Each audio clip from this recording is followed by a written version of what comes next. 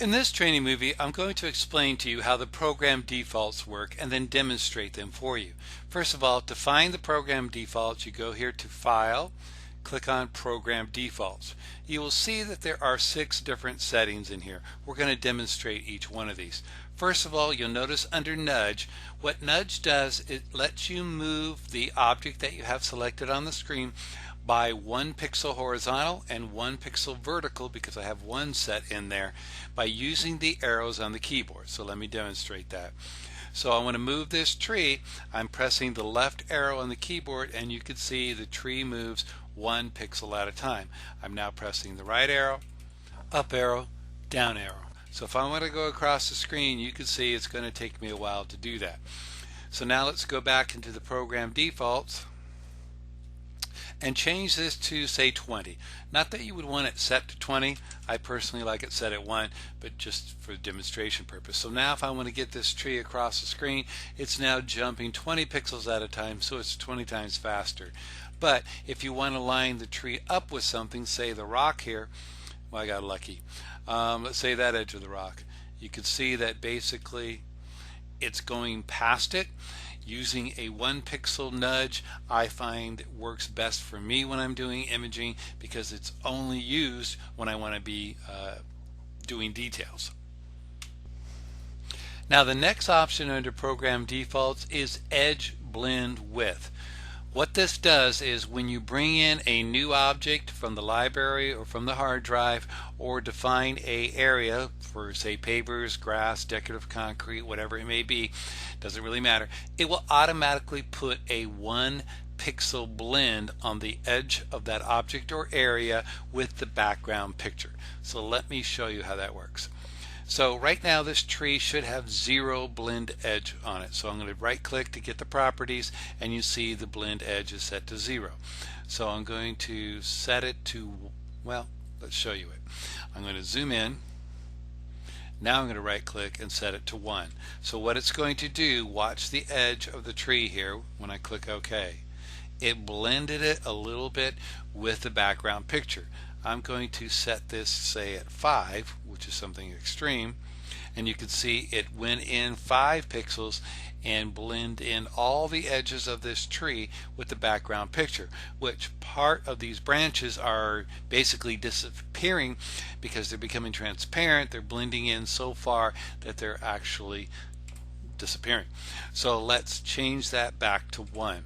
So 1 is usually a pretty good setting.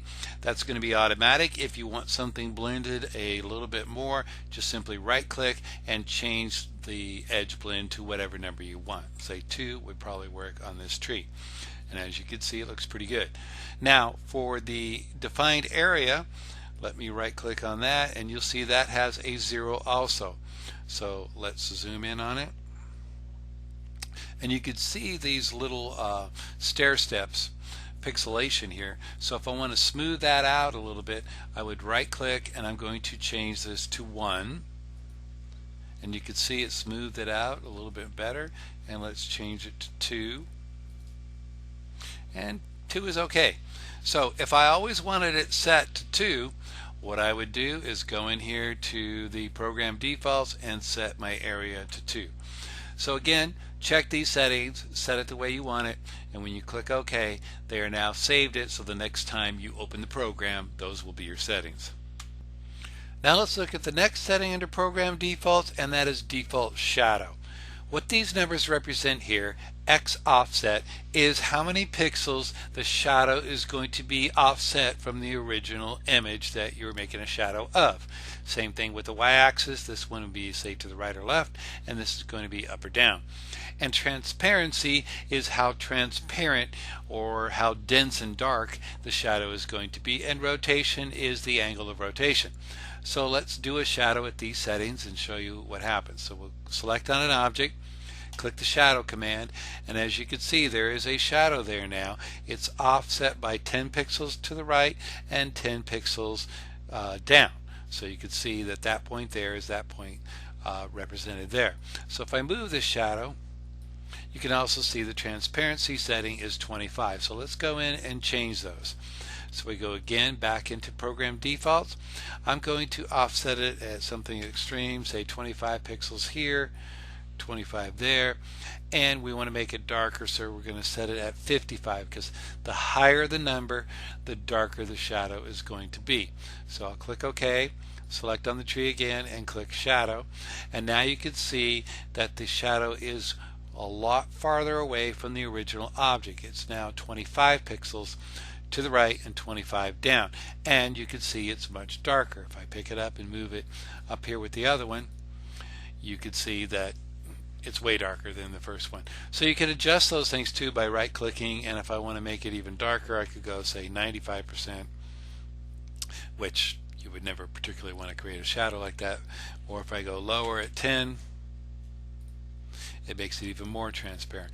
So what you want to do is experiment around with the settings to see what you like. Sometimes if you're putting a shadow on an object that's next to the house, let's do say this one here, and I want to create a shadow of it, and I click shadow.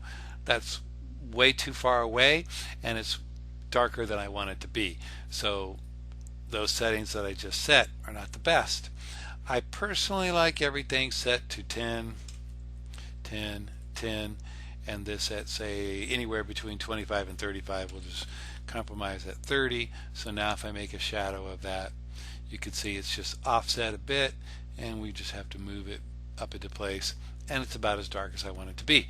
So again, those settings can be set so that everything comes out the way you want it every time you make a shadow, but again, you can always adjust them by right clicking and adjusting transparency. The next option is auto save in minutes.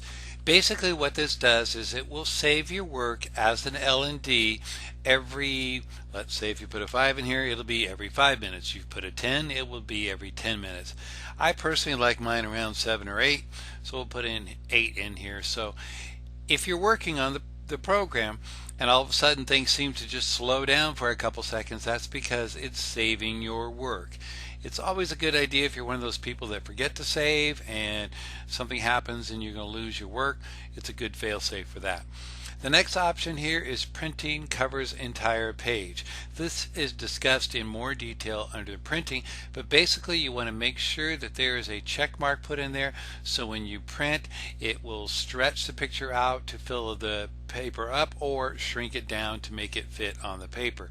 Otherwise, if you don't do that, what could happen if you have a higher resolution image and a low resolution printer is that it's going to take 4 pages to print out your image, and so you're going to have a quarter of it on one page, a quarter of it on another. You're going to have to cut them, put them together, tape them, whatever. It's just not worth it. So make sure that printing covers the entire page is checked there.